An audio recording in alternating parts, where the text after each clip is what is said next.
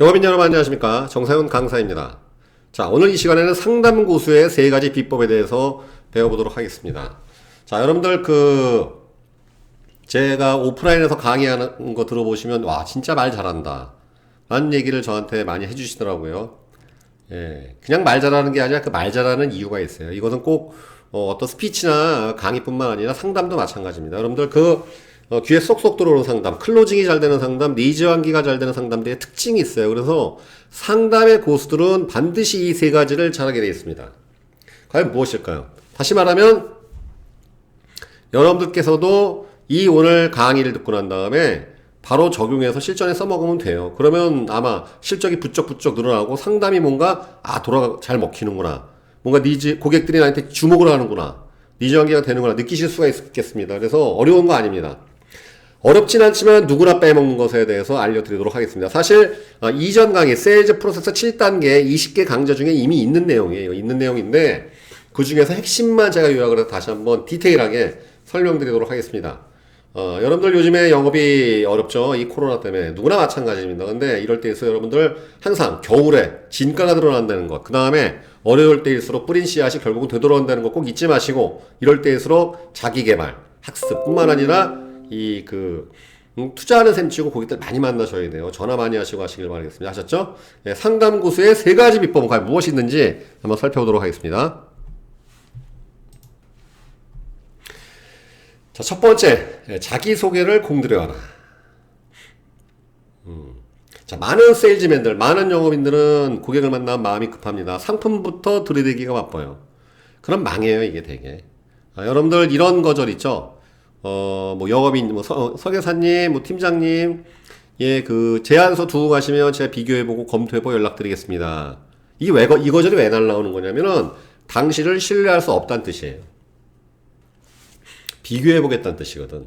이게 무슨 소리냐면, 이건 무슨 뜻이냐면, 제가 이제 무슨 병원을 갔습니다. 병원을 갔더니, 배가 아파서 병원을 갔더니, 내과 의사가 저한테 위궤양 진단을 해준 거예요.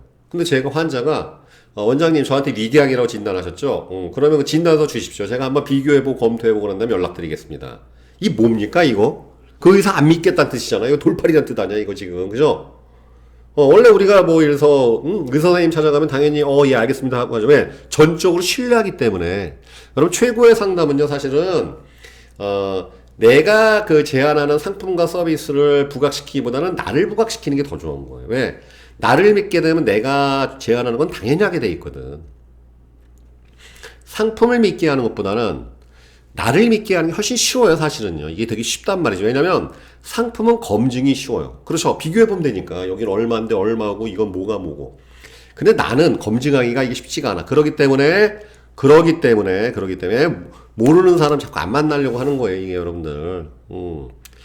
이 자기소개를 굉장히 공들여서 해야 되는데, 재미있게도 지금도 여러분들 아마 여러분들이 이야기할 수도 있습니다. 고객들 만나면 그냥 상품 제안하고 뭔가 얘기 바쁘지 자기소개를 공들여 하지 않습니다. 여러분들 제 오프라인 강의를 보시면 제 유튜브 올라온 거 있죠. 그럼 제 소개를 굉장히 공들여서 해요. 왜냐면 보통 제가 2시간 강의가 많이 잡혀있다 그러면 한 20분 정도는 저를 소개하는데 공을 들입니다. 왜? 나에 대한 호감도를 올리면 내가 하는 얘기는 그 다음부터 고객들이 집중하게 돼 있거든 항상. 이게 무슨 원리냐면 제가 너무 쉽게 얘기를 하면 예를 들어서 어느 흉악범이 신문기사가 떴습니다. 어느 흉악범이 지나가는 행인한테 흉기를 휘둘러 갖고 지나가는 행인한테 흉기를 휘둘러 갖고 3명이 중상, 그 중에 1명 중태. 그러면 이러한 기사만 보면 우리는 무슨 흉악범 굉장히 나쁜 놈이구나, 엄벌에 처해야 한다, 이런 여론이 형성될 거예요. 그렇죠? 그런데 알고 보니까 어느 날 시간이 지나 보니까 그 사람의 어떤 스토리가 뜬 거예요. 알고 보니 그 사람이 원래 흉악범이 아니라 평범하게 열심히 살던 가장이었었는데, 예를 들어서 마누라가 갑자기 바람이 나서 잠수 타고 그 다음에 또 회사가 망하고 그런 와중에 또 굉장히 핍박을 받아갖고 순간에 분노를 참지 못하고 그날 또 약간 술을 마신 상태에서 누굴 해코지했다. 그러면 이야기가 달라지잖아요. 그럼 우리가 좀 정상 참작이라는 걸 하게 되잖아요. 왜 이런 일이 벌어질까요? 그 사람에 대해서 알았기 때문에 그렇게 되는 거예요. 여러분 생면부지의 사람, 잘 알 수 없는 사람이 무슨 제품을 권유하면은 항상 거절부터 하는 게 인간의 심리입니다. 이게 본성이에요. 그래서 여러분들이 그렇다고 고객이 영업인한테 질문을 할 거야. 당신은 어떤 사람이에요? 얘기해 주세요. 당시에 대해서 제가 궁금합니다. 이럴지 절대 왜 고객은 갑이기 때문에 그렇습니다. 그렇기 때문에 세일즈맨이 이 얘기를 해야 돼요. 세일즈맨이 얘기를 해줘야 됩니다. 내가 어떠한 사람인지, 당신한테 지금한테 찾아온 이유가 뭔지. 이 자기소개가 굉장히 중요해요. 너무 중요해요, 여러분들. 그래서 영업을 잘하는 분들일수록 자기 이미지 관리, 이런 자기소개를 굉장히 열심히 합니다. 왜? 그것이 결국은 이 모든 상담의 그 첫 단추를 잘 꿰는 비법이라는 걸 알기 때문에 그렇습니다. 영업을 잘 못하시고 상담을 못하는 분들일수록 자기소개를 등한시해요. 게을리하고 잘 안 해요. 왜? 고객이 알 거라고 생각하는데 천만에서 고객은 몰라. 모른다고. 여러분들이 얘기를 해야 돼요. 그러면 또 이런 얘기를 합니다. 강사님, 저는 자기소개할 게 없어요. 뻥이라도 치세요, 그냥. 예를 들어서 이런 거지, 뭐. 음식점 가보면은, 무슨 방송사 맛집 출연. 아니, 맛집 출연 안 했어도 맛집 출연 예정으로 하든가. 왜? 그 순간에 소비자가 여러분들 그거 다 인적조사 안 합니다. 물론, 지나치게 뻥을 치거나 너무 과장을 하게 되면 오히려 반감을 살 수 있겠지만, 적당한 항상 포장이 필요한 거예요, 여러분들. 이 자기소개가 굉장히 중요한 거예요, 자기소개. 자, 예를 들어서, 자, 이 방송 이제 보험 세일즈 하신 분이 많이 보시니까요. 아무런 밑도 끝도 없이 내용도 없이 특히 지인들한테는 실수를 많이 하는데 여러분들 보통 아무런 그 설명이 없이 지인들한테 다짜고짜 찾아가고 보험을 하면 안 하죠. 왜? 그 친구에 대해서 알지만 그 친구가 왜 보험을 하게 됐는지, 그 다음에 이 애가 나한테 지금 하는 게 왜 이걸 상품을 들이대는 건지, 그냥 안다는 이유만 들이대는 것인지 아니면 정말로 좋아서 이걸 들이대는 것인지 그 의도를 모르기 때문에 그래요. 그러니까 그런 걸 얘기를 해줘야 돼. 예를 들어서 가장 구체적인 게 뭐냐면은, 지금까지 내가 직장생활 이렇게 해왔었는데, 이런저런 이유로 인해서 보험에 대한 가치를 알게 되어갖고, 이게 정말로 소비자한테 도움되는 일, 가치 있는 일이라는 걸 내가 알게 되어갖고, 보험 세일즈를 하게 됐다. 이걸 구구절절 이렇게 설명해주면 그것만으로 신뢰도가 올라가요. 정말로 많이 올라가. 자, 그런 거에 대한 설명 하나도 없이 하게 되면 문제를 일으켜요, 항상. 그러면 항상, 소비자는요, 들은 채만 채, 듣지를 않아. 왜? 본질적으로 상품에 관심이 없기 때문에 그렇습니다. 여러분들이 제안하는 상품은 여러분들이 제안하는 고객들한테 그렇게 큰 주의를 끌 수가 없어요. 왜? 그들은 필요성을 모르니까 안 갖고 있는 거니까. 그렇죠? 그렇기 때문에 여러분들 이 상담을 할 때 자기소개를 공들이는 게 굉장히 중요해요. 그리고 이 상품의 어떤 이점에 대해서 얘기하기보다는 내가 당신한테 이 상품을 왜 제안하게 됐는지 이런 것들의 히스토리를 알려주는 게 굉장히 중요합니다. 첫 번째 뭐라고요? 자기소개를 공들여 하라. 내가 얼마나 믿을 만한 사람인지, 그 다음에 내가 얼마나 소비자를 위해서, 고객들을 위해서 헌신하는 사람인지, 그 다음에 내가 이 비즈니스, 이 영업을 하는데 굉장히 나는 소비자를 굉장히 항상 감사할 줄만. 그러니까 아니, 이런 건 해도 상관없어. 제가 고객을 항상 왕으로 받들어 모신다. 심지어 여러분들 저한테 이게 배우신 분들 중에는 뭐 내가 어느 지역에서 가장 1등이 되는 그런 영업인이 되고 싶습니다. 오늘 고객님께서도 그 기회를 맛보시게 될 것이고 저한테 또 그러한 기회를 허락해 주십시오. 이런 말 한마디 하는 것만으로도 그냥 내가 취급할 상품의 가치가 쭉쭉쭉 올라가요. 그러니까 여러분들 이런 거하고 똑같은 거예요. 어느 유명 연예인 시계를 차면 명품이구나 생각하지만 벌품 없는 사람이 똑같은 시계를 차도 저 짝퉁이구나 이거 똑같은 거예요, 여러분들. 그렇기 때문에 그러니까 무슨 상품이냐보다는 누가 파느냐가 더 중요한 거예요. 그렇기 때문에 이걸 누누이 하셔야 됩니다. 자기소개를 공들여라. 두 번째, 손해를 부각하라. 이게 무슨 소리냐? 자, 여러분들 운동을 하면 건강해지는 거 알아야 몰라요. 이거 모르는 사람 어디 있어? 그러나 운동 죽어도 안 해요. 그렇죠? 운동을 하면 건강해지고 좋은 점이 많다는 거 모를 수가 없어요. 그런데 우리는 운동을 안 합니다. 왜? 이익에 대한 탐욕이 생각보다 크지가 않아. 반대로 내가 만약에 중병이 들었습니다. 의상을 해요. 의사 선생님이 이제부터 운동 안 하시면 당신은 오래 못 살 겁니다. 죽기 살기로 운동해야 한단 말이죠. 왜? 이 손해에 대한 공포 때문에 그래요. 여러분 손해에 대한 공포하고 이익에 대한 탐욕이 부딪히면 100% 손해에 대한 공포가 이깁니다. 자, 또 한번 예를 들어보도록 하겠습니다. 어느 지점장님이 지점의 근태를 잡기 위해서 첫 번째 제안을 합니다. 첫 번째 제안, 지점원들한테. 자, 우리 지점원 여러분들, 앞으로 아침 9시보다 일찍 출근하는 사람한테, 아침 9시보다 일찍 출근하는 사람한테 5,000원에 시상을 하겠습니다. 이런 케이스하고, 자, 두 번째 제안은 9시 이후에 출근하는, 즉, 지각하는 사람한테는 5,000원씩 벌금을 걷겠습니다.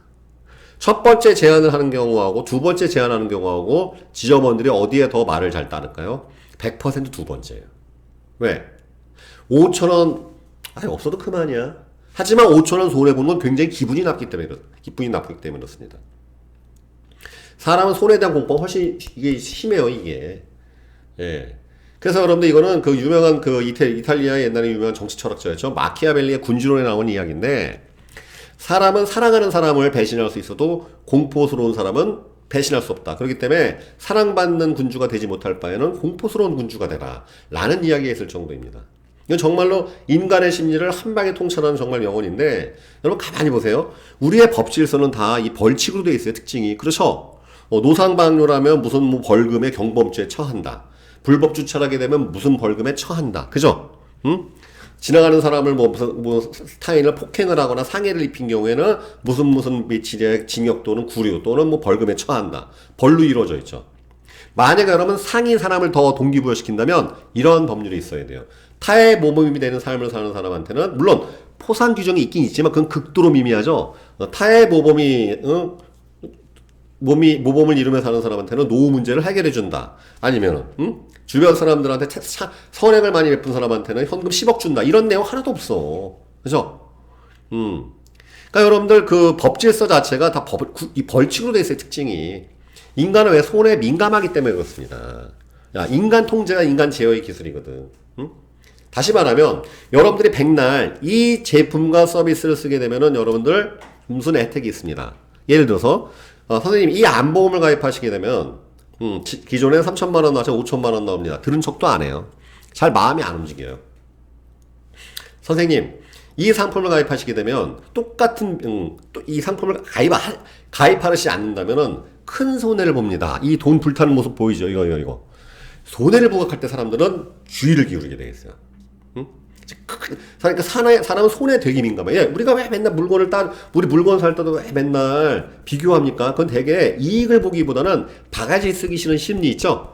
이것 때문에 그래요, 여러분들. 이 손에 대한 공포가 훨씬 막강해요.